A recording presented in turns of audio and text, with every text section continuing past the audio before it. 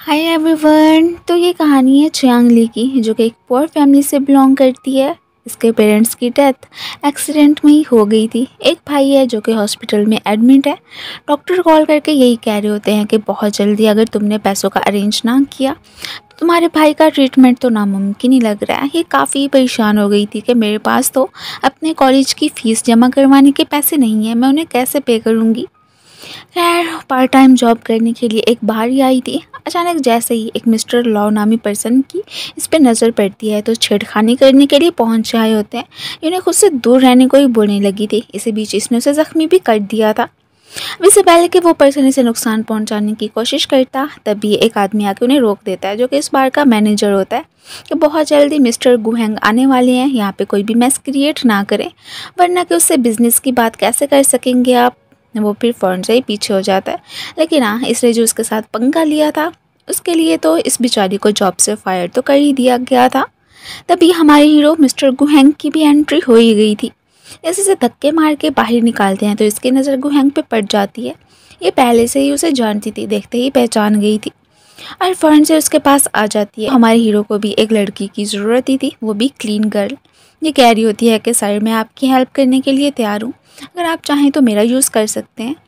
ये सुन के वो अपने असिस्टेंट से कह देता है कि इसे मेरे रूम में भेज देना, और ये कहता हुआ वहाँ से चलता बनता है। अब असिस्टेंट इसे अपने साथ चलने को ही बोलने लगा था। नेक्स्ट सीन में यही दिखाया जाता है कि आज तो चियांग ली काफ़ी ज़्यादा ही नर्वस दिख रही थी।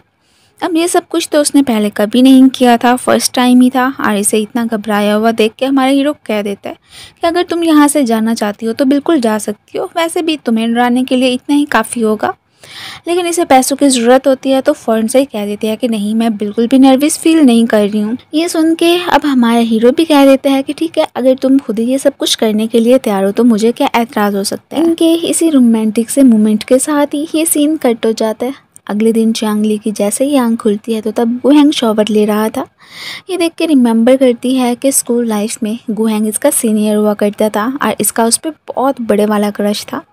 एक दिन अचानक ही इसने उससे अपनी फीलिंग्स कन्फेस करने का सोचा तो था, बट सामने से कोई और लड़की आ गई थी, सो इसने इस पर गिव अप ही कर दिया। अब अचानक यूँ इसने नहीं सोचा था कि वो मेरे सामने होगा और जिसे मैं पसंद करती होंगी उसके साथ मेरा वन नाइट स्टैंड भी हो जाएगा।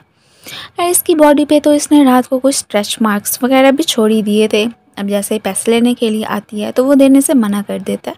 सिर्फ और सिर्फ अपना नंबर ही एक्सचेंज इसने कर लिया था कि जब तुम कांटेक्ट करोगी तब फिर मैं तुम्हें पैसे दे दूंगा। उसे तो पैसे नहीं मिले थे, बेचारी निराश होती हुई वहाँ से चली ही गई थी। मांगने की भी हिम्मत नहीं होती है इसमें। अब इसकी फ्रेंड की नज़र पड़ती है कि ये क्या, तुम्हारी नेक पे तो कोई बाइट का निशान ही लग रहा है। उसे तो समझ आ गई थी कि चलो शुक्र है कि तुम्हारा कोई बॉयफ्रेंड भी बना। तुमने काफ़ी मुश्किलात ही फेस की हैं, एक तो तुम्हारा भाई भी हॉस्पिटल में एडमिट है, मुझे तो तुम्हारे लिए बड़ी खुशी हो रही है। अब जैसे इसकी फ्रेंड ये कह के वहाँ से जाती है तो अचानक ही इसे गुहेंग की तरफ से मैसेज मिलता है। अपना ये कार्ड उसी की तरफ ही छोड़ आई थी। सो नेक्स्ट सीन में ही वही कार्ड लेने के लिए पहुँच आई होती है। अब जैसे ही हमारा हीरो देखता है तो फ़ौरन से ही इसके क्लोज आने ही लगा था, लेकिन ये उसे खुद से दूर कर देती है कि पहले भी आपने मुझे पेमेंट नहीं किया, सो प्लीज़ मेरे नज़दीक मत आइए। ये पूछ लेता है कि अच्छा बताओ तुम्हें कितने पैसों की ज़रूरत है, और जैसे ही बताती है तो फ़ौरन से ही अब इसने उसके अकाउंट में ट्रांसफ़र कर ही दिए थे। ये भी पूछ लेता है कि क्या तुम मेरी गर्लफ्रेंड बनना पसंद करोगी।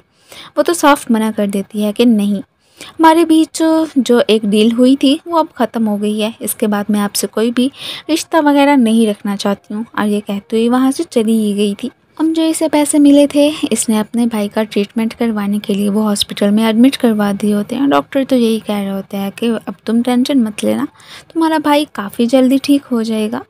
अचानक ही फिर से नोट करती है कि इसके नंबर पे गुहेंग ने दोबारा से काफ़ी सारे पैसे ट्रांसफ़र कर दिए, लेकिन इसने वापस कर दिए थे कि बस जो हमारी डील थी उसने मुझे पैसे दे दिए हैं, तो एक्स्ट्रा मुझे रखने की कोई भी ज़रूरत नहीं है। चियांग ली जैसे ही कॉलेज पहुंचती है तो इसकी बेस्टी जिसका नाम क्या है युआन बताने लगी थी कि क्या तुम्हें पता है कि आज हमारे कॉलेज में कौन आया था, गुहेंग, और वो भी एक लड़की जिनको पिक करने के लिए एंड देन ड्रॉप करने के लिए भी आते हैं। तो दिखा देती है कि लगता है कि ये मिस्टर गुहेंग की फेवरेट ही है। देखो उसके हाथ में जो बॉक्स है उसमें मैंने सुना है कि एक नेकलेस है, वो भी काफ़ी एक्सपेंसिव। ज़रूर मिस्टर गु हैंग इसे पसंद करते होंगे, तभी तो ये गिफ्ट दिया। मिस्टर गु हैंग की वजह से ही मैंने सुना है कि आए दिन लड़कियां भी अबॉर्शन करवाती ही रहती हैं। ये सुन के अभी से अंदाज़ा हो गया था कि इसका मतलब है कि मिस्टर गु हैंग एक प्ले बॉय हैं और मेरे साथ भी वो फ्लर्ट करने की कोशिश कर रहे थे। शुक्र है कि मैं उनकी गर्लफ्रेंड बनी नहीं हूँ। अब अचानक इसे कॉल आ गई थी एक जॉब के सिलसिले में।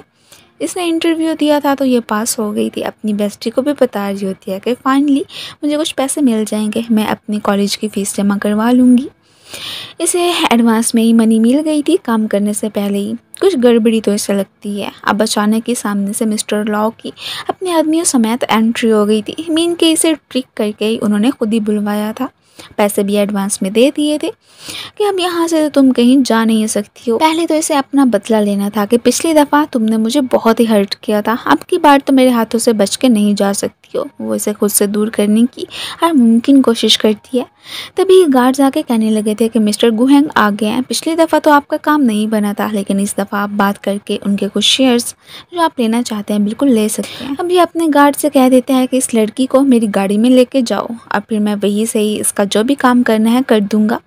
ये रास्ते में ही इन गार्ड्स पे कोई स्प्रे छिड़कती हुई भागने की कोशिश तो करती है, बट वो इतनी आसानी से तो इसे यहाँ से नहीं जाने देने वाले थे।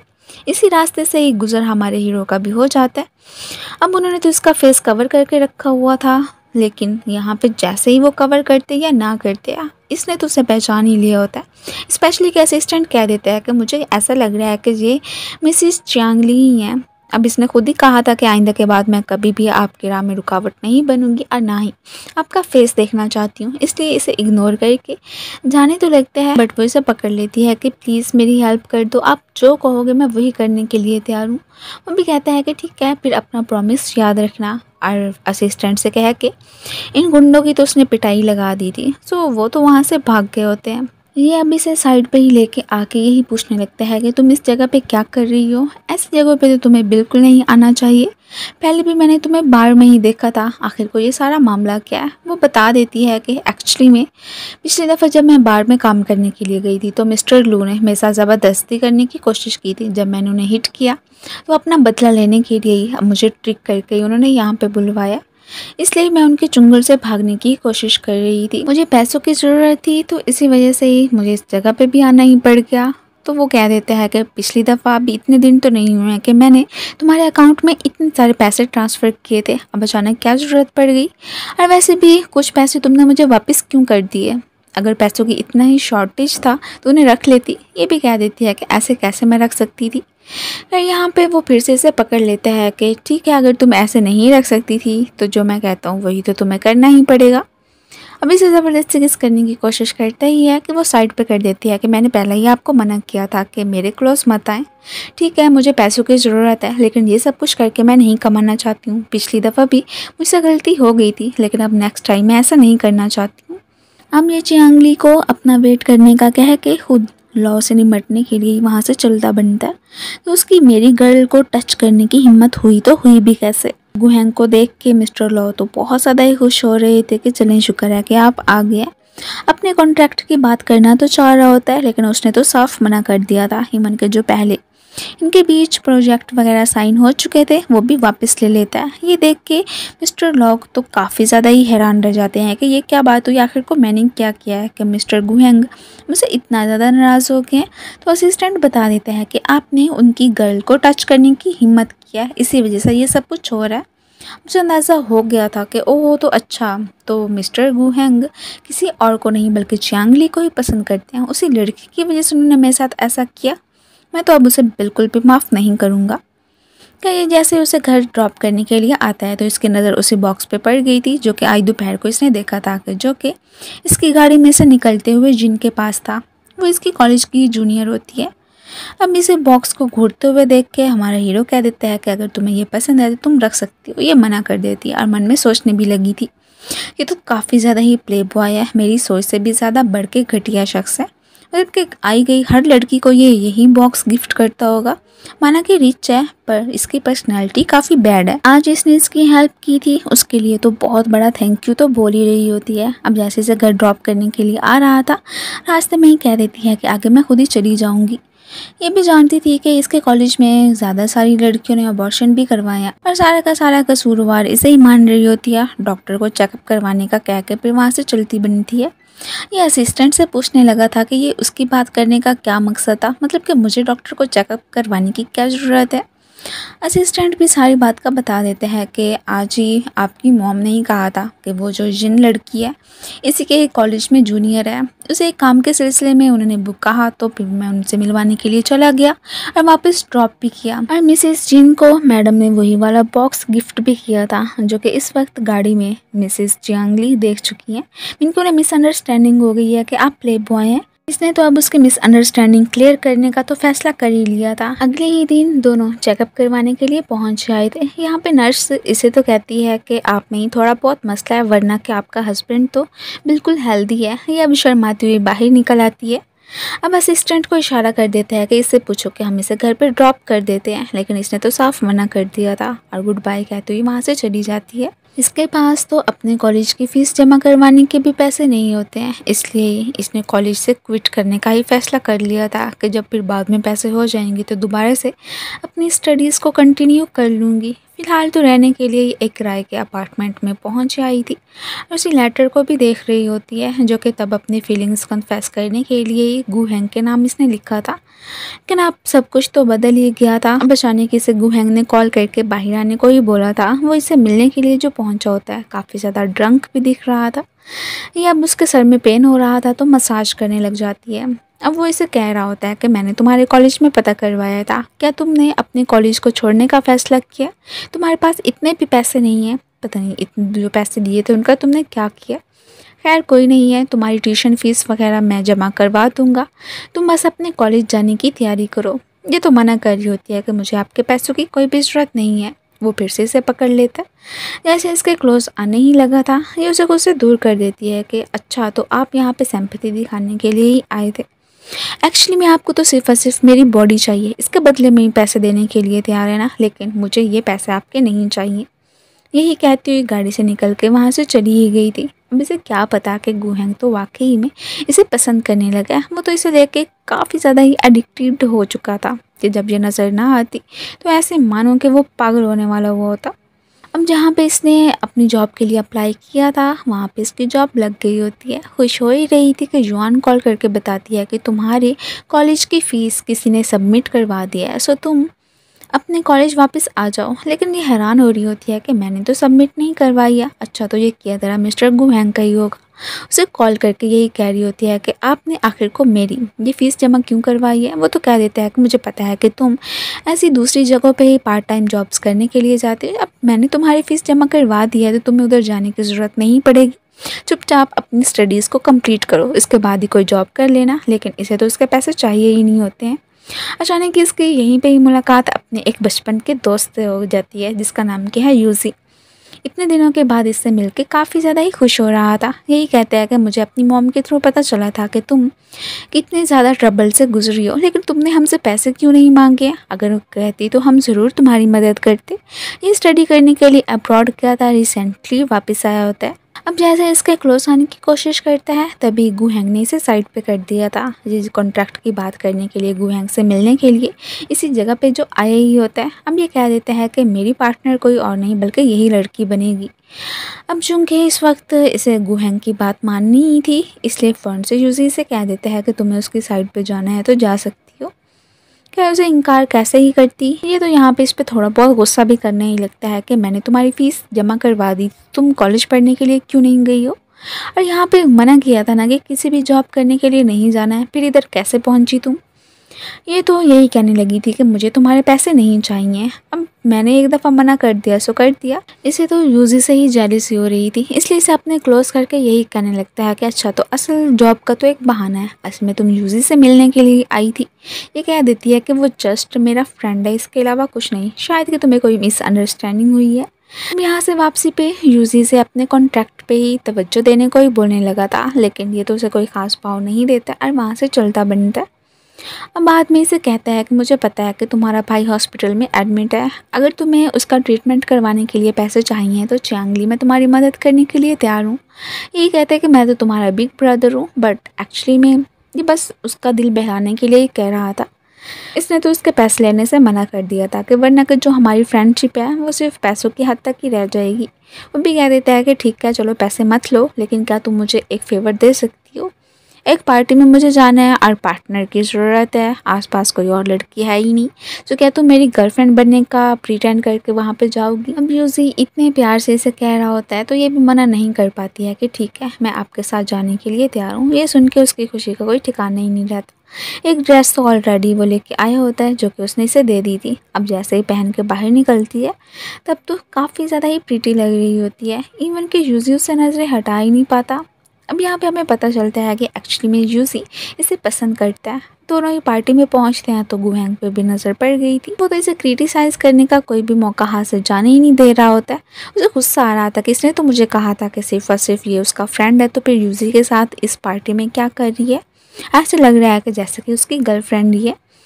इसे ताने शाने मारता हुआ साइड पे अब अचानक ही एक और लड़की जिसका नाम क्या है जियांग, उसकी नज़र पड़ती है यूज़ी पे तो उसे हेलो हाई करने लगी थी। ये पूछ लेती है कि ये कौन है, तो बता देता है कि ये जियांग फैमिली से ही बिलोंग करती है।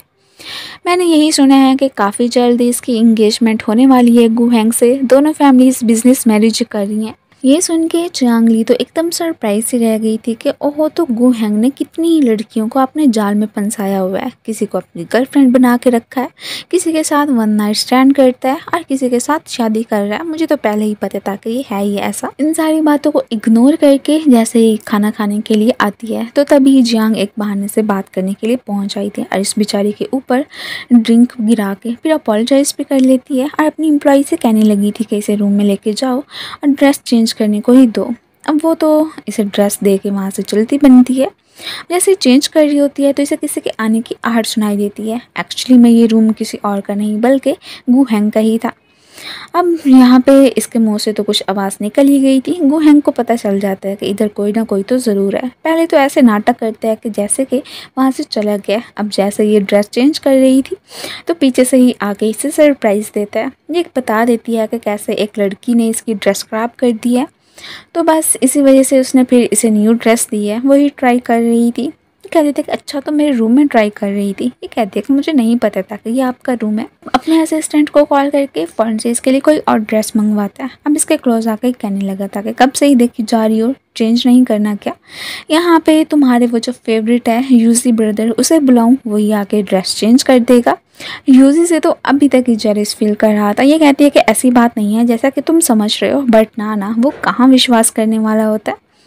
खैर फिर फ़ौरन से इसे छोड़ के चलता ही बनता है। अब जो ड्रेस ये पहन के आई थी इसमें तो वाकई में काफ़ी ज़्यादा प्रीटी लग रही होती है। वो पीछे से वार्न कर रहा था कि ये जो तुम्हारा यूजी ब्रदर है ना, इससे दूर रहना, मुझे उससे कुछ अच्छी वाइब नहीं आ रही है। अब वापसी पे चियांग ली को जैसे ही यूजी घर ड्रॉप करने के लिए जा रहा था, गुहैंग ये देख के फ़ौरन से ही आके बैक सीट पे ही इसके साथ बैठ जाता है कि मुझे भी तुमसे कोई काम है, सो मैं भी तुम्हारे साथ ही चलूँगा, मुझे भी ड्रॉप कर देना।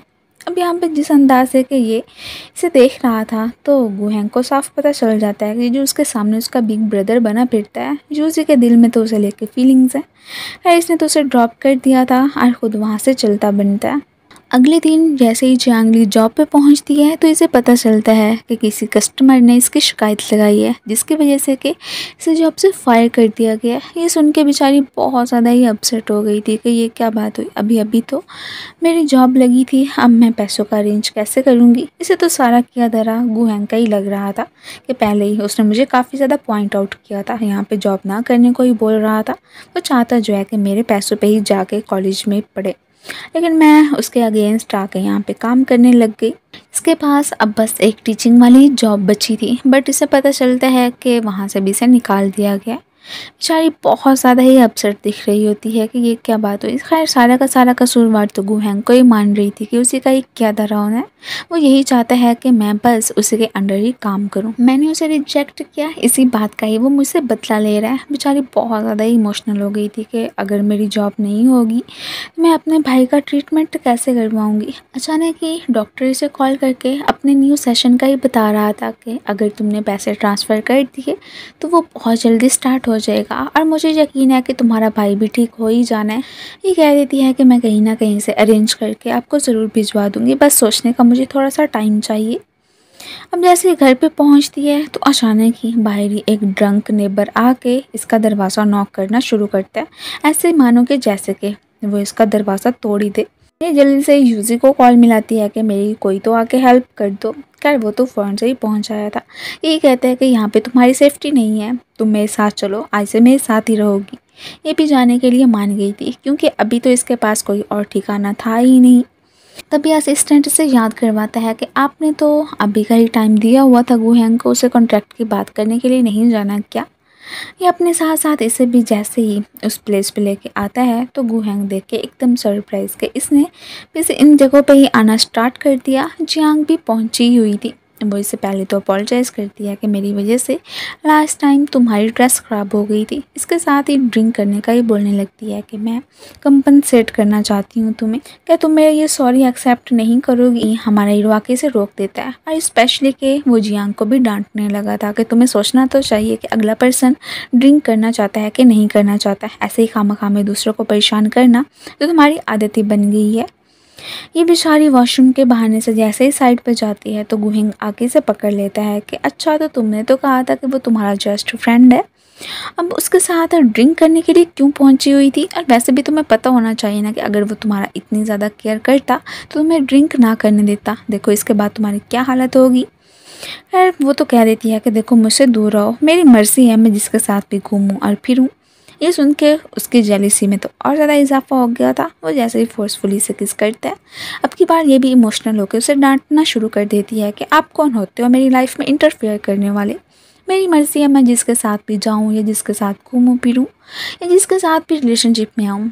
आइंदा के बाद मुझे ऐसा रोकने की हरकत मत कीजिएगा। फिर इसे थप्पड़ मारती हुई वहाँ से चली ही गई थी। जैसे ही यूजी इसे अपने घर पे लेके जा रहा था तो रास्ते में ही कह देती है कि मेरा अपने भाई से मिलने का बड़ा दिल कर रहा है।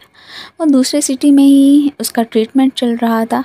यही बात शेयर करती ही है कि वो कह देता है कि ठीक है, अगर तुम्हारा उससे मिलने को दिल कर रहा है तो हम वहीं पे चलते हैं। अब नेक्स्ट सीन में इन्हें हॉस्पिटल में ही दिखाया जाता है। इसके भाई को तो खैर अभी तक होश आया ही नहीं था। यहाँ पे यूजी को डॉक्टर जू से बात करते हुए देख के पहले तो डाउट में आती है कि ये इन्हें कैसे जानता है। फिर सोचने ही लगी थी कि हो सकता है कि दोनों फ्रेंड्स होंगे और आज अचानक ही इनकी मुलाकात हो गई होगी। अगले दिन डॉक्टर जू तो अपना न्यू प्लान लेके इसके पास ही आ गया था कि ये जो सेशन होना है फिर अच्छे से देखभाल लो, उसके बाद ही ट्रीटमेंट स्टार्ट करेंगे, तुम्हें बस पैसे सबमिट करवाने हैं। ये भी कह देती है कि मैं आपको सोच के बता दूंगी। फिलहाल तो इसके पास कोई भी पैसे नहीं होते हैं। अब जैसे ही ये बात इसने ब्रदर यूजी से शेयर की थी वो तो इसे पैसे देने के लिए बिल्कुल तैयार हो जाता है कि तुम अपने भाई का ट्रीटमेंट करवाओ, जो भी डॉक्टर जो कह रहे हैं वही कर लो, तुम्हें जितने भी पैसे चाहिए होंगे मैं दे दूंगा, लेकिन इसके बदले में ना मुझे तुम्हारी एक फ़ेवर चाहिए। मेरी मॉम कब से मुझे कह रही हैं कि गर्लफ्रेंड बना लो, शादी कर लो, तो तुम मेरी गर्लफ्रेंड बनने का एक बार फिर से प्रिटेंड कर सकती हो। बस प्रिटेंड ही करना है, वरना मैं ज़्यादा तुम्हें फोर्स नहीं करता हूँ। जैसे तुम्हारी मर्ज़ी है, अगर करना चाहो तो बिल्कुल कर सकती हो, वरना कि नहीं। अब इसे तो ब्रदर यूजी बहुत ही अच्छा इंसान लग रहा था कि देखो मेरे भाई का ट्रीटमेंट भी करवा रहा है, मैं इसे मना कैसे कर सकती हूँ। इसलिए फ़ौरन से ही मान गई थी कि ठीक है। अब जैसे इसके क्लोज आता है, लेकिन यहाँ पे मुझे लगता है कि यूजी ना एक अच्छा इंसान नहीं है। आपको क्या लग रहा है? क्योंकि कुछ ना कुछ तो ये छुपाने की कोशिश कर ही रहा है। कपल रिंग्स भी इसने इसे गिफ्ट कर दी थी कि जब मेरी मॉम के सामने जाना है तो ये ज़रूर पहन लेना। ये थोड़ा बहुत शक तो होने ही लगा था कि ये क्या बात हुई, सिर्फ कपल होने का प्रिटेंड ही करना है तो कपल रिंग्स पहनने की ज़रूरत क्यों पड़ेगी। अभी इसी सोच में खड़ी ही होती है कि असिस्टेंट लिन की एंट्री होती है। गुहेंग के असिस्टेंट, उसका नाम लिन है, जो कि आके कहने लगा था कि बॉस आपको ढूंढते ढूंढते यहाँ पे भी आ गया है, वो आपसे कोई बात करना चाहते हैं, सो आपको मेरे साथ तो चलना ही पड़ेगा। ये भी कह देती है कि ठीक है, पता नहीं कौन सी ऐसी ज़रूरी बात है, बात ही करनी है तो मैं चली ही जाती हूँ। सो अगले ही सीन में रेस्टोरेंट पे उससे मिलने के लिए पहुँच आई थी। पहले तो ये पूछ रहा था कि बिना बताए मुझे तुम दूसरी सिटी में कैसे आ सकती हो, तुम्हें पता मैं कितना ज़्यादा परेशान हो गया था। ये तो शुक्र है कि बहुत ज़्यादा पता कराने के बाद ही मुझे मालूम हो ही गया कि तुम्हारा भाई हॉस्पिटल में एडमिट है और तुम उसे देखने के लिए यहाँ पे आई हो। अगर तुम्हारा भाई इतना ज़्यादा बीमार था तो मुझे बता देती, उसके ट्रीटमेंट के पैसे मैं खुद ही तुम्हें दे देता। वो बेचारा तो इसके केयर में ही कह रहा होता है, लेकिन ये तो साफ मना कर देती है कि मुझे तुम्हारे पैसे नहीं चाहिए। यार वो तो मेरे ब्रदर यूजी ने पे कर दिए हैं। अब ये उसकी गर्लफ्रेंड बनने का प्रिटेंड कर रही थी। जैसे ही हमारे हीरो को पता चलता है वो तो और ज़्यादा ही भड़क गया था कि ये क्या बात हुई, मैंने तुम्हें कहा था कि मेरी गर्लफ्रेंड बनो, तब तो बनी नहीं हो, और उसकी इतनी आसानी से मान गई। और उसे तो कोई फ़र्क नहीं पड़ता था, कह देती है कि मेरी मर्ज़ी, मैं चाहे जिस इंसान के साथ रहूँ या ना रहूँ। और ये कहती हुई फिर वहाँ से चलती बनती है। यूजी ने इसके भाई का ट्रीटमेंट करवाने के लिए पैसे दे दिए थे, जो कि फ़ौरन से ही जाकर डॉक्टर जो को सबमिट करवा देती है। अब यहाँ से वापसी पे अचानक ही इसकी मुलाकात इसकी पुरानी फ्रेंड शिया से हो जाती है, जिससे कि पूछ ही रही थी कि आपके हस्बैंड भी वेजिटेटिव स्टेट में मेरे भाई के साथ ही थे। तो डॉक्टर जू ने ही अपना न्यू ट्रीटमेंट किया ना, जिसकी वजह से कि वो अब कम्प्लीटली ठीक हो गए।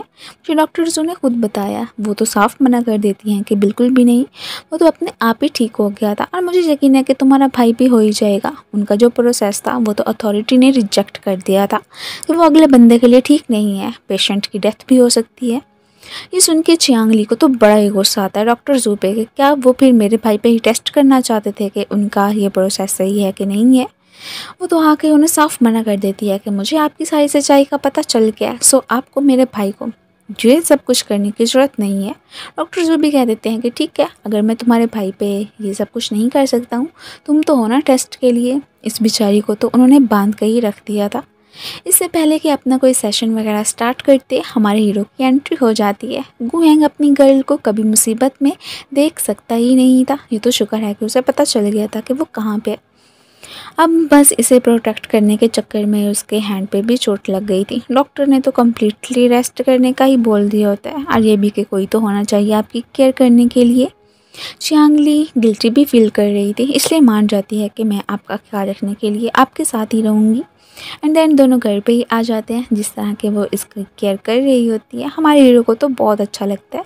वो इसे अपने साथ ही वापस चलने को ही बोलने लगा था, तो ये मना कर देती है कि नहीं देखो, मेरे भाई की कंडीशन भी अभी ठीक नहीं है, तो मैं कैसे आपके साथ जा सकती हूँ। अब ये पूछ लेते हैं कि वैसे तुम्हारा भाई का नाम क्या है, हो सकता है कि मैं उसे जानता भी हूँ। ये जैसे ही बताती है कि उसका नाम है यैन। ये सुन के एकदम सरप्राइज कि क्या तुम यैन की बहन हो। तभी तो मैं कहूँ, जब मैंने तुम्हें पहली दफ़ा देखा था तो तुम मुझे देखी देखी सी क्यों लग रही थी, कहीं हम कॉलेज में मिले थे क्या। ये अब आगे से कह देती है कि नहीं, मुझे नहीं लगता है। वैसे यहाँ पे वो तो पूछने ही लगा था कि तुम्हें पता तो होगा कि मैं तुम्हारा सीनियर था, तुम्हारे भाई का फ्रेंड भी था, तुमने मुझे पहचाना तो होगा उस दिन जब हमारी फ़र्स्ट मुलाकात हुई थी। तो ये कह देती है कि नहीं नहीं, मैंने बिल्कुल भी नहीं पहचाना था, मैं तो भूल ही गई थी आपको। खैर यहाँ पे तो ऐसे जानबूझ के कह रही होती है, हालांकि इसने तो पहली नज़र में ही गुहेंग को पहचान लिया था। अब जैसे ही वो कहते हैं कि अब मैंने तुम्हें प्रोटेक्ट किया है तो तुम्हारा रिवॉर्ड देना तो बनता ही है, वो फ़ौरन से इसे किस कर लेती है। अब जैसे नोट करते हैं कि ये क्या तुमने रिंग पहनी हुई है, ये किसकी है, तो बता देती है कि यूजी की। उसने अपनी ही गर्लफ्रेंड बनने का मुझे प्रिटेंड करने को ही बोला था। खैर कोई नहीं है, रिंग पहनने से क्या होता है। खैर इसने जैसे ही उतारी होती है तो हमारा हीरो पकड़ लेता है और इसे वापस भी नहीं करता। अचानक ही यूजी की कॉल आ गई थी, जो इसे लेकर परेशान था कि तुम कहाँ पे, अभी तक घर नहीं आई हो। तो कह देती है कि मैं जो भी सारी सिचुएशन थी उसके बारे में इसने उसे बता दिया था, और ये भी कि कैसे इसके वजह से गुहेंग को चोट लगी है, तो उसका ख्याल रखने के लिए आज के दिन तो ये उसके साथ ही स्टे करेगी। अब इसे परेशान देख के गुहेंग कह देते हैं कि तुम अपने भाई की टेंशन मत लेना, वो मेरा भी फ्रेंड था, मैं उसका ट्रीटमेंट शहर में जाके बहुत ही अच्छे हॉस्पिटल में करवाऊंगा, बल्कि कल क्यों ना हम लोग यहाँ से चले जाएं, अपने ही शहर में रहेंगे। ये सुन के तो चियांग ली की खुशी का कोई ठिकाना ही नहीं रहता। एक बात तो इसने बहुत ही अच्छे से नोट कर ली थी कि गुहेंग चाहे जैसा इंसान भी है, लेकिन दूसरे को प्रोटेक्ट करना जानता है, जिससे कि काफ़ी ज़्यादा लव करता है। यहाँ पे कहीं ना कहीं इसके दिल में भी उसे लेके दोबारा से फीलिंग्स डेवलप हो ही गई थी। अब इसे थोड़ा थोड़ा अंदाज़ा तो होने लगता है कि जैसे मैंने सोचा था कि ये एक प्ले बॉय है, बट ऐसा लग नहीं रहा है। अगले दिन जैसे इसके साथ घर वापस जा रही थी तो यूजी से पिक करने के लिए आ जाता है कि तुम्हें तो मेरे साथ चलना था ना, मेरी मॉम के सामने मेरी गर्लफ्रेंड बनने का प्रिटेंड करना था। तो ये मना कर देती है कि नहीं, मेरे भाई की तबीयत ख़राब है, हमें दूसरे सिटी में ही उसका ट्रांसफ़र करना है, तो मुझे गुहेंग के साथ जाना ही पड़ेगा। खैर गुहेंग तो इसे आइंदा के बाद अपनी गर्ल से दूर रहने का बोल के जो रिंग इसने उसे पहनने को दी थी वो भी वापस कर देता है। ये भी यूजी से कह देती है कि मैं भी सिर्फ और सिर्फ आपको अपना फ्रेंड मानती हूँ, कभी भी ये नहीं सोच सकती हूँ कि हम दोनों के बीच कुछ भी होगा। एंड देन गुहेंग के साथ वहाँ से चली ही गई थी। इसे बड़ा गुस्सा आ रहा होता है। बड़े हॉस्पिटल में गुहेंग ने इसके भाई के लिए एक प्राइवेट डॉक्टर का भी अरेंज कर ही दिया था। अचानक ही इसे कॉलेज की तरफ से कॉल आती है, तुम्हारा कज़न आया हुआ है, सो तुम्हें यहाँ पे आना ही पड़ेगा। अब आगे आके इसे पता चलता है कि इसका कज़न बन के कॉलेज में कोई और नहीं बल्कि असिस्टेंट लिन ही आया हुआ था, जिसे कि गू हैंग ने ही भेजा था। वेल यहाँ पे वो तो अब प्रिंसिपल से यही कह रहा होता है कि मेरी कज़न को मजबूरी की वजह से ही कुछ दिनों के लिए गांव में जाना पड़ गया था। इसके भाई की कंडीशन ख़राब थी बता देता है, सो प्लीज़ आप इसे स्कूल से डिसमिस मत कीजिए, ये दोबारा पढ़ने के लिए आ सकती है ना। वो भी मान जाती है कि हाँ ठीक है, वैसे भी मजबूरी थी तो वो क्या ही कह सकती थी। अब उनके जाने के बाद ये असिस्टेंट लिन से पूछ लेती है कि वैसे आप कब मेरे कज़न बन गया, तो वो कह देता है कि बस अभी अभी ही बना था, मिस्टर गू हैंग ने मुझे ये सब कुछ करने के लिए बोला था। अब युआन के थ्रू इसे ये भी पता चलता है कि मिस्टर गू हैंग ने इनकी ही कॉलेज में काफ़ी सारी डोनेशन वगैरह भी की है। अब उन्हें स्टेज पे फ्लावर्स वगैरह देने के लिए जाना था। प्रिंसिपल तो इसे कह रही होती हैं कि तुम ही चली जाना, लेकिन च्यांग ली ने मना कर दिया था। अचानक ही वही लड़की जिसका नाम कैजिन वो आ जाती है कि मैं दे दूँगी ना ये फ्लावर, ये भी इतनी भी मुश्किल बात नहीं है। अब आज की सेरेमनी कंप्लीट करने के लिए जियांग भी कॉलेज में पहुंच आई थी। सारे ये जानते हैं कि जियांग और गू हैंग शादी करने वाले हैं, क्योंकि रूमर्स तो यही फैले थे कि इनकी इंगेजमेंट हो चुकी है। खैर ऐसी तो कोई भी बात नहीं थी। अब यहाँ पे इसकी नज़रें तो सिर्फ और सिर्फ हमारी क्यूट सी हीरोइन पे ही जमी होती हैं, और ये बात जियांग ने नोट कर ली थी। उसे बड़ा ही गुस्सा आ रहा होता है। यहाँ पे सारे ही इनके कपल की तारीफ़ कर रहे थे कि वैसे जियांग और मिस्टर गू हैंग एकदम परफेक्ट मैच है। ये सुन के जियांग ली को अच्छा नहीं लगता है। वो एक्सक्यूज़ करके साइड पे ही पहुँच आई थी। अचानक ही नोट करती है कि उसकी तबीयत बहुत ज़्यादा ही बिगड़ गई है। अगले दिन जैसे ही कॉलेज से छुट्टी लेके वापस आ रही थी तो गू हैंग इसे लेने के लिए पहुँच आया था। बड़े प्यार से बात करता है कि तुम्हें क्या हुआ, इतनी अपसेट क्यों दिख रही हो। अब वो तो इससे पूछने ही लगती है कि वैसे फ़र्ज़ करो कि आपको पता चले कि मैं प्रेग्नेंट हूँ, क्या बाकी लड़कियों की तरह आप मेरा भी अबॉर्शन करवा लोगे। वो तो कंफ्यूज हो जाते हैं कि क्या बातें कर रही हो तुम। अब हॉस्पिटल में जाके चेकअप करवाने पे इन्हें पता चलता है कि जियांग ली प्रेग्नेंट नहीं है, बल्कि ज़्यादा फूड खाने की वजह से इसका ये हाल हुआ था। अब हमारे हीरो इसे टीज़ करने लगता है कि देखो इतना ज़्यादा मत खाया करो, देखो तुम्हारी अब कैसी कंडीशन ख़राब हो गई थी। जैसे उसे लेके वहाँ से जाने लगता है तो अचानक इसकी मोम से भी मुलाकात हो ही गई थी। मोम पूछती है कि ये लड़की कौन है, तो असिस्टेंट कह देते हैं ये मेरी नीस है। कभी इसकी कज़न और कभी नीस, पता नहीं बेचारे असिस्टेंट को क्या क्या करना पड़ रहा है अपने बॉस की खातिर। मोम को तो च्यांग ली बहुत ज़्यादा ही प्रीटी गर्ल लगी थी। वो इसे अपने साथ खाने पे भी इनवाइट करती हैं, ये भी मना नहीं कर पाती है। अब फिर यहाँ पे खाना खाते हुए बार बार गू हैंग कोई ड्रिंक से पीने को बोल रहा था, तो मॉम भी कह देती हैं कि ये भी क्या ज़बरदस्ती है। और फिर अपने बेटे की शिकायतें च्यांग ली से ही लगाने लगी थी कि ये देखो ऊपर ऊपर से तो माना परफेक्ट लगता है, लेकिन इससे भी कोई ना कोई गलती हो ही जाती है। एक दफ़ा इसकी बॉडी पे पता नहीं कौन से स्क्रैच के मार्क्स वगैरह लग गए थे। रिपोर्टर्स ने देख लिए और उन्होंने रूमर्स फैलाना शुरू कर दिए कि इनकी कोई गर्लफ्रेंड है। अब इन सारी बातों को मैंने बड़ी मुश्किल से ही कवर किया था। ये सुन के गू हैंग कह देते हैं कि हाँ उन्हें तो गलत फहमी हुई थी, हालांकि मैंने तो एक वाइल्ड कैट को ही अडॉप्ट किया हुआ है, जिसने की वजह से ही वो सारे मार्क्स वगैरह आए थे। ये सुन के ही अब इस बेचारी की हालत ख़राब, क्योंकि इसका जो वन नाइट स्टैंड उसके साथ हुआ था तभी रात को ही गलती से उसकी बॉडी पे इसके ही नेल्स के निशान लग गए थे। एक्सक्यूज़ करते हुए वहाँ से भागी गई थी पीछे से। हमारा हीरो तो इसे टीज़ करने से बिल्कुल भी पास नहीं आता। हमने जैसे ही वापस पहुंचती है तो यहाँ पे इसकी फ्रेंड पूछने ही लगी थी कि सच सच बताओ कि तुम्हारा गू हैंग के साथ क्या रिश्ता है, क्योंकि आज दोपहर के वक्त वो खुद तुम्हें पिक करने के लिए आया था। आखिर को आप दोनों के बीच क्या चल रहा है। तो ये बता देती है कि नहीं जैसा तुम समझ रहे हो ऐसी कोई भी बात नहीं है। उसका जो असिस्टेंट है ना लिन, वो मेरा कज़न है, बस उससे बात करने के लिए वो मुझे लेके आने के लिए ही आए थे। और यहाँ पे फिर बाद में गुड न्यूज़ भी देती है कि आज एक लड़की जो कि पार्ट टाइम जॉब करने के लिए जाती थी उसकी तबीयत ख़राब है, क्या तुम उसकी जगह पे कुछ गेस्ट वगैरह को सर्व करने के लिए जा सकती हो, इसके बदले में पैसे भी मिलेंगे। ये तो फ़ौरन से ही मान जाती है। अब आगे आके पता चलता है कि ओह तो यहाँ पे जिन गेस्ट वगैरह को इसने सर्व करना था वो कोई और नहीं बल्कि जियांग फैमिली और मिसेस गू थी, गू हैंग की मॉम। ये लोग तो आपस में ही शादी की बात करने के लिए यहाँ पे पहुँचे हुए थे। अचानक ही हमारे हीरो की भी नज़र इस पे पड़ी गई होती है। वो जैसे इसका हाथ पकड़ने की कोशिश करता है, जियांग को अच्छा नहीं लगता। जेलिसी में आके जियांग ने तो इसका हाथ भी जला ही दिया था, और ये देख के गू हैंग को अच्छा नहीं लगता। वो उसे हॉस्पिटल लेके जाना चाहता था, बट जो उसे खुद से दूर रहने को ही बोल देती है कि तुम्हारी वो जो फियांसी जियांग है उससे बुरा लगेगा।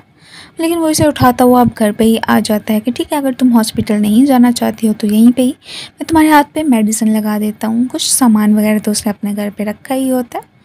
अब ये जेलिस फील कर रही थी, इस बात का अंदाज़ा तो हमारे हीरो को हो ही गया होता है।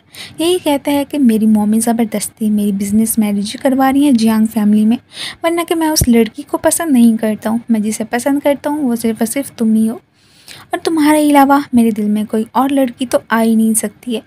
और वैसे भी उसके साथ इंगेजमेंट करने के लिए ये इसलिए माना था क्योंकि ये जियांग फैमिली के ख़िलाफ़ कुछ एविडेंसेस इकट्ठे करना चाहता था, क्योंकि इसे पता चला था कि वो कोई इलीगल काम कर रहे हैं। सो उन्हें मसरूफ़ करने के लिए कि वो इधर इंगेजमेंट वगैरह में बिज़ी हो जाएंगे और पीछे से ये इन्वेस्टिगेशन करके उनके ख़िलाफ़ कुछ सबूत वगैरह इकट्ठे कर पाएगा, तभी तो वो इतनी आसानी से उन्हें अपने जाल में फंसा सकता है। बस यही रीज़न था कि वो इतनी आसानी से मान गया था, वरना कि वो इसके अलावा तो किसी और लड़की के बारे में कभी सोच भी नहीं सकता है। जियांग को जैसे तैसे करके ये बात पता चली गई थी कि कैसे मिस्टर लॉ के साथ जियांग ली का पंगा हो चुका है, इसलिए उसे उससे मिलने के लिए बुलाती हैं कि अगर तुम जियांग ली से अपना बदला लेना चाहते हो तो उसकी अपॉर्चुनिटी मैं ही तुम्हें बना के दूँगी। आगे फिर जो करना है वो तुम ही जानते ही होगे। वो भी मान जाता है कि हाँ ठीक है, बस एक दफ़ा वो लड़की मेरे हाथों आ तो जाए, उसके बाद देखना कि मैं कैसा हाल करता हूँ उसका। नेक्स्ट ही ये बेचारी फिर से किसी और जगह पे जॉब के लिए इंटरव्यू देने के लिए आई होती है, और यहाँ पे आके इसे पता चलता है और लड़की नहीं बल्कि जियांग ही होती है, जो कि इसे ट्रिक करने के लिए जानबूझ के उसने इसे यहाँ पे बुलाया ही था। वापसी पे ही मिस्टर लॉ के आदमी से पकड़ के लेके जाते हैं। वो तो बहुत ज़्यादा ही खुश लग रहा होता है कि अब बताओ कि कैसे देखता हूँ कि गू हैंग तुम्हें यहाँ से मुझसे बचाने के लिए आते हैं। नहीं जा सकती हो ना भाग के इधर से। ये बेचारी बड़ी ही कोशिशें करती है और परेशान भी हो गई थी कि ओनो मैं अब क्या करूँगी।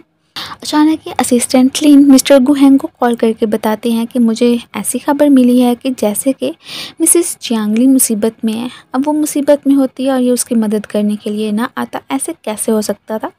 यहीं पे ही इन साहब का तो काम इसने तमाम कर दिया था, और फ़ौरन से इसे लेते हुए साइड पे इस बेचारी को तो उन लोगों ने ड्रग्स ही दे दी थी। अब लेडी डॉक्टर यही कहती हैं कि आप इसे हॉट शावर दिलवाएं, हो सकता है कि उसका असर इस पे हो जाएगा।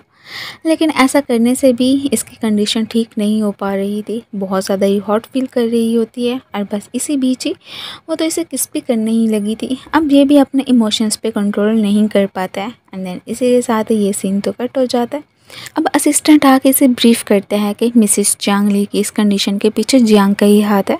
मिस्टर लॉ को उसी ने ही हायर किया था ताकि उनकी इससे जान छूटेगी। ये सुन के से तो बहुत ज़्यादा ही जियांग पे गुस्सा आ रहा था कि अगर बिज़नेस मैरिज ना होती ना तो मैंने जाके उसका कत्ल ही कर देना था। जियांग ली को तो एक बात समझ आई गई होती है कि मैं और गू हैंग कभी भी एक नहीं हो सकते हैं। देखो मैं कैसे इसके क्लोज आई हूँ, और जियांग ने मेरी ये बुरी हालत कर दी है। वो मुझे मार भी तो सकती थी, अब मेरी तो मुझे अपने भाई का ट्रीटमेंट भी करवाना है, इसलिए कह देती है कि ऐसे ही हम दोनों कभी भी नहीं मिलेंगे। वो जो कि इसके लिए एक नेकलेस लेके आया था, हम गिफ्ट कर देते हैं कि इसे मेरी आखिरी निशानी समझ कर ये अपने पास रख लो। ये भी एक्सेप्ट कर लेती है उसका ये गिफ्ट।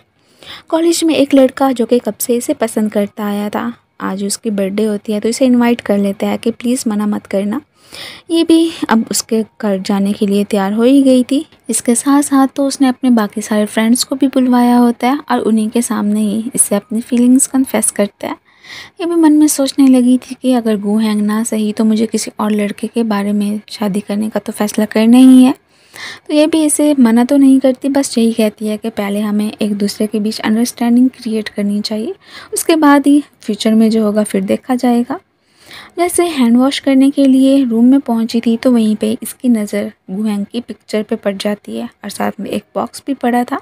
ये क्यूरियोसिटी में आके उसे खोलना तो चाह रही थी, बट तभी मिसेस गू की इस पे नज़र पड़ जाती है कि ए लड़की, तुम हमारे कमरे में आके ये क्या उठाने की कोशिश कर रही हो। जैसे ही जियांग ली पे नज़र पड़ती है तो वो इसे देखते ही पहचान गई थी। अब ये तो अपोलोजाइज़ करने लगी थी कि वैसे मुझे आपकी चीज़ों को टच नहीं करना चाहिए था, पर ये जो बॉक्स था ये मुझे देखा देखा लग रहा था। मैंने एक दफ़ा अपनी मॉम के पास में भी बिल्कुल ऐसा सा ही बॉक्स देखा था। ये सुन के अब मिसेस को हैरान हो जाती हैं कि वैसे तुम्हारी मॉम का नाम क्या है। अब जैसे ये अपनी मॉम का नाम बताती है तो अब उन्हें पता चलता है कि तो तुम्हारी मॉम तो मेरी फ्रेंड थी। उनकी पिक्चर्स भी दिखाने ही लगी थी कि ये देखो हम दोनों ने साथ में ही क्लिक की थी। वो मुझे यही बताती हैं कि मुझे पता चला था कि उनकी तो एक एक्सीडेंट में डेथ हो गई है, लेकिन आज तक मैं पता नहीं चला पाई कि आखिर को वो दोनों उनके बच्चे गए तो गए कहाँ पे। फाइनली मुझे तुम मिल गई हो।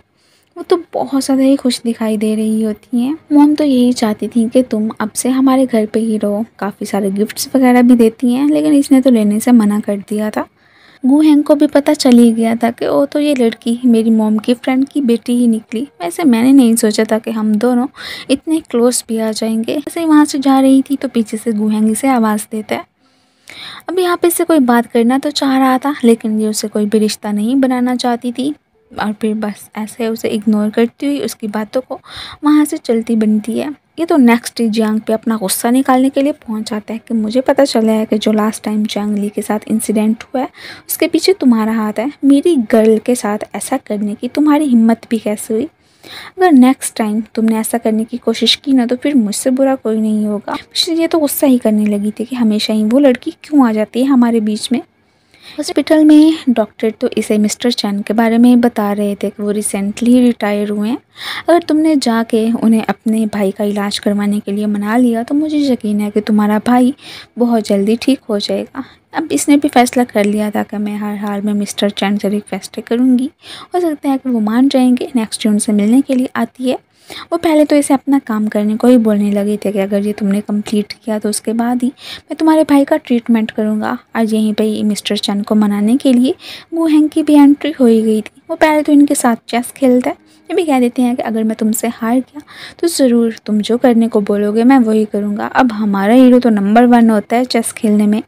तो मिस्टर चैन हार गए थे तो इनके साथ जाने के लिए मान गए होते हैं। इसे यूजी की कॉल करता है कि तुम कहाँ पे हो, मैं तुमसे मिलना चाहता हूँ।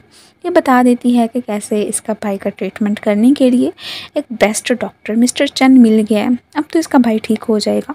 जैसे उन्हें लेके जा रहे थे यूजी भी इस प्लेस पे आ जाता है।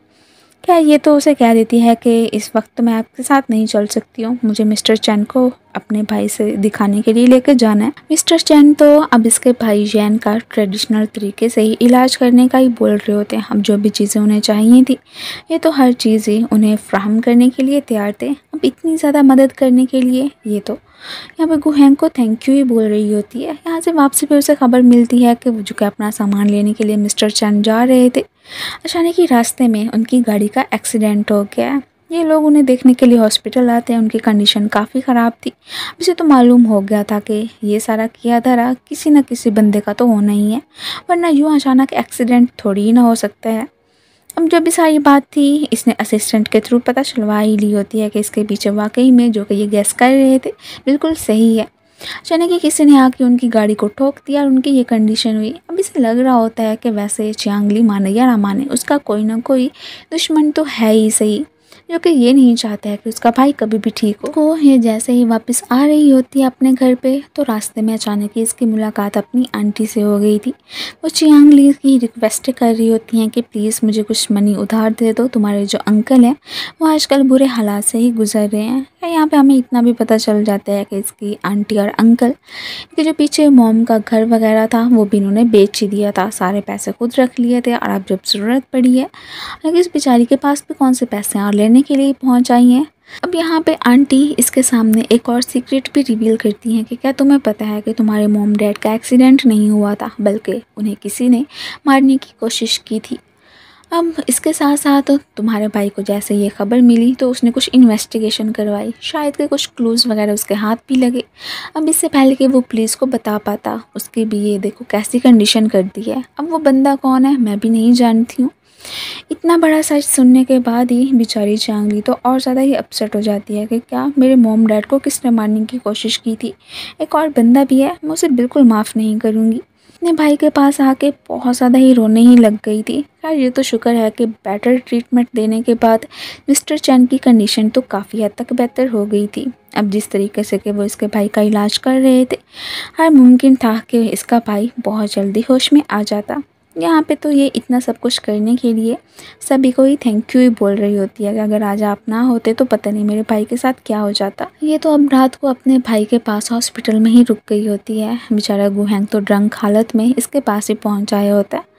यही कहने लगा था कि बस कुछ दिन और थोड़ा सा वेट कर लो, फिर हम दोनों एक हो ही जाएंगे। अभी भी इसकी इन्वेस्टिगेशन जारी ही थी, कुछ क्लूज़ वगैरह मिल जाएं फिर तो मैं जियांग फैमिली को पकड़वा दूंगा कि वो इलीगल काम कर रहे हैं। उसके बाद तो हम दोनों को एक होने से कोई भी नहीं रोक सकता है। ये अब अपने मॉम डैड का पूछने के लिए उसी बंदे के पास पहुंच आई थी जहाँ पे कि आंटी ने जाने को बोला था। अब ये बंदा भी उसी क्रिमिनल के साथ मिला होता है जिसने कि इसके मॉम डैड का एक्सीडेंट करवाया था। ये बेचारी बेहोश हो जाती है और इसे ही किडनैप कर लिया गया था। अब इसे किडनैप करने वाला पर्सन कोई और नहीं बल्कि मिस्टर यूजी ही होते हैं। मैंने कहा था ना कि ये बंदा ठीक नहीं है। ये तो एकदम शॉक्ड रह गई थी ब्रदर यूजी को देख के। अब यही पूछ रही होती है कि आपने मुझे यहाँ पे बांध के क्यों रखा है, तो कह देता है कि मैंने सीधे तरीके से तुम्हें हासिल करने की कोशिश की थी, तुम्हें प्रपोज भी किया था पर तुम तो मानी ही नहीं। तो अब अगर घी सीधी उंगली से नहीं निकल रहा था तो मुझे तो उंगली टेढ़ी करनी ही थी। उसे पता चल जाता है कि इसके मॉम डैड को मारने वाला भी यही पर्सन था और इसके भाई की जो आज ये कंडीशन है इसके पीछे भी इसी का ही हाथ है। तभी तो ये डॉक्टर जू से मिलके बस इसके भाई को ही बर्बाद करने का और हमेशा उसी हालत में ही रहने का ये उन्हें ऑर्डर ही दे रहा था। बाकी जो कि इसने शक किया था कि इसकी दोनों जॉब्स गू हैंग की वजह से ही गई थी, बट नहीं, उसके पीछे भी इन्हीं मिस्टर का ही हाथ होता है। वेल ये तो सिर्फ और सिर्फ उसे अपने मातहत ही करना चाहता था कि ये मेरे अंडर आ जाएगी और मैं जो भी काम इसे करने को बोलूँगा ये वही करेगी। ये भी एक अंडरग्राउंड बॉस ही होते हैं, मतलब कि जो भी इलीगल काम वगैरह हो रहे थे उसके पीछे यूजी का ही हाथ था और इसके साथ जियांग फैमिली ही मिली हुई थी। अब जियांग फैमिली पे तो शक हो गया था हमारे हीरो को, बट यूजी पे नहीं हुआ था। यार इन्वेस्टिगेशन तो अभी जारी ही होती है। इस बंदे ने अब यहाँ पे इसके भाई को मारने के लिए भी एक आदमी को भेज ही दिया होता है। इससे पहले कि वो उसे मारने की कोशिश करता, असिस्टेंट लिन ने आके उसकी मदद कर ही दी थी और फ़ौरन से ही कॉल करके अपने बॉस को भी बता देता है। अब वो बंदा इनसे माफ़ी मांग रहा था कि प्लीज़ मुझे छोड़ दो, अगर मुझे पैसों की ज़रूरत ना होती तो मैं कभी भी ये करने के लिए ना मानता। उन्हें मालूम हो जाता है कि इसके पीछे भी यूजी का ही हाथ है। और बाकी रही बात चियांग ली की, तो उसे भी यूजी ने किडनैप कर लिया। इसे तो यूजी पे बहुत ज़्यादा ही गुस्सा आ रहा होता है कि मेरी गर्ल को किडनैप करने की उसमें हिम्मत भी कैसे हुई। खैर कोई नहीं है, हर हाल में मैं तो उसे छुड़वा के ही रहूँगा। इधर ये तो उसे चाकू ही दिखा रहा होता है कि अगर तुमने यहाँ से भागने की कोशिश की तो मैंने तुम्हारे ब्रदर को ही मार देना है और तुम्हें भी। यही कह रही होती है कि प्लीज़ मेरे भाई को कुछ मत कहना, जो भी करने को बोलोगे मैं वही करूँगी। ये तो खुश हो रहा होता है कि चलो शुक्र है ये मेरी साइड पे तो है ही सही। और ये भी कहने लगा था कि इस गलत फहमी में बिल्कुल मत रहना कि तुम्हें गुहेंग बचाने के लिए आएगा। ये देखो उसकी तो इंगेजमेंट जियांग के साथ हो रही है, ये खुद भी तो जियांग फैमिली के साथ ही मिला हुआ था। यहाँ पे इंगेजमेंट पार्टी में सारे ही गुहेंग के आने का ही वेट कर रहे होते हैं कि इतना टाइम हो गया वो आया नहीं है। सारे लोग ही बातें बनाएंगे और अचानक ही कोई ग्रेट टीम पहुँच आई थी जो कि आके जियांग फैमिली को अपने साथ चलने को ही बोलती है कि हमें पता चला है कि आप इलीगल बिजनेस कर रहे हैं, तो ऐसा करना तो यहाँ पे सही नहीं है। और बस इन्वेस्टिगेशन करने के लिए ही वो जियांग फैमिली को पकड़ के वहाँ से चलते बनते हैं। असिस्टेंट इसे बता देता है कि कैसे जियांग फैमिली पकड़ी जा चुकी है। और बाकी रही बात जियांग ली की, तो मुझे प्लेस का पता चल गया है कि यूजी ने उसे कहाँ पे बांध के रखा है। खैर ये लोग तो उसे बचाने के लिए ही वहाँ से निकल पड़े थे। अब इस जगह पे अटैक होता हुआ देख के यूजी के बंदे तो वहाँ से भाग जाते हैं। अब इन्हें नहीं पता था कि बॉस यूजी खुद कहाँ गए हैं। इसे भी मौका मिल जाता है फ्रीडम हासिल करने का। जैसे ही चाकू लेके वहाँ से भाग रही होती है तो पीछे से आके ही कोई पर्सन इसे पकड़ लेता है। अब वो कोई और नहीं बल्कि गुहेंगी था। ये तो उसे देखते ही फ़ौरन से हक कर लेती है। इसकी ये हालत देख के अब इसे तो और ज़्यादा ही यूजी पे गुस्सा आ रहा था कि मैं उसे बिल्कुल भी माफ़ नहीं करूँगा, कितने गलत काम करता आया है ना ये। और इसे तसल्ली देने लगता है कि डोंट वरी, मैं अब आ गया हूँ ना तो सबको ही हैंडल कर लूँगा, तो मैं अब मज़ीद परेशान होने की ज़रूरत नहीं है। इधर यूजी को गुस्सा आ रहा था जैसे उसे अपने आदमी के थ्रू पता चला था कि कैसे यहाँ पे अटैक करने के बाद ही इसके चुंगल से जियांग ली को गुहेंग बचा के चला गया। इसे तो अपनी हार पे ही अफसोस हो रहा था कि मैं उससे कैसे हार सकता हूँ। और आखिर को इन दी एंड जियांग ली ने गुहेंग को ही चुना। जियांग ली का भाई भी होश में आ ही गया था। ये तो फौरन से उससे मिलने के लिए पहुँच जाती है और बस ऐसे ही इमोशनल भी हो ही गई थी। वो तो अपनी बहन को ही तसल्ली देने लगा था। यही कहता है कि होश में आते ही मुझे सारी बातों का पता चल गया है कि मेरे ही कोमा में जाने के बाद तुम्हें कितनी ट्रबल्स को फेस करना पड़ा, बट डोंट वरी, अब तुम्हें मज़ीद परेशान होने की ज़रूरत नहीं है। खैर पे ये उसे अपने बॉयफ्रेंड गुहेंग से भी इंट्रोड्यूस करवाने लगी थी। ये तो उसे देखते ही पहचान जाता है कि गुहेंग वो तो इसका कॉलेज का फ्रेंड ही था। वेल अब ये दोनों साथ में थे और वो इसकी बहन को भी फ्यूचर में खुश रखेगा, तो इसे भी क्या एतराज़ हो सकता था। इनके ही इस रिश्ते को वो अप्रूव कर देता है। रियान के पास और यूजी को पकड़वाने के लिए जो भी क्लूज़ वगैरह होते हैं वो इसने मिस्टर गुहेंग को दे ही दिए थे। यूजी को जेल में भिजवाने के बाद ये दोनों जैसे ही हंसी खुशी घूम रहे होते हैं तो जियांग टपक पड़ती है, जो कि गुहेंग पे गुस्सा कर रही थी कि आप तो मेरे फियांसी हैं, तो इस लड़की के साथ क्या कर रहे हैं। तो वो भी कह देते हैं कि कहाँ का फियांसी, मैंने तो इंगेजमेंट करने का इसलिए नाटक किया था क्योंकि मैं तुम्हारी फैमिली के खिलाफ एविडेंसेस इकट्ठे करना चाहता था। वो जो इलीगल काम कर रहे थे, अब जो बुरे काम करता है उसका अंजाम तो यही होता है। मेरा तुमसे कोई भी वास्ता नहीं है, आइंदा के बाद मेरे राह में आने की कोशिश मत करना। ये कहता हुआ इसे लेके एक बहुत ही ब्यूटीफुल सी प्लेस पे आ जाता है। ऑलरेडी उसने चांग ली के लिए एक सरप्राइज ही प्लान करके रखा था। पहले उसने ऑफिशियली इससे अपने लव की कन्फेशन नहीं की थी, अब नील डाउन हो के एक ब्यूटीफुल सी रिंग निकाल के इसे शादी के लिए प्रपोज कर रहा होता है और वो रिंग इसे पहना भी देता है। ऑब्वियसली सी बात है, चांग ली की तो हाँ ही होती है। और इन दोनों की इसी हैप्पी मोमेंट के साथ ही हमारे इस स्वीट से ड्रामे की एंडिंग हो जाती है। Thank you so much for watching. So guys, आप लोगों को ये ड्रामा कैसे लगा मुझे कमेंट्स में ज़रूर बताइएगा। मिलते हैं फिर नेक्स्ट वीडियो में न्यू कहानी के साथ। तब तक के लिए गुड बाय एंड अपना ख्याल रखना।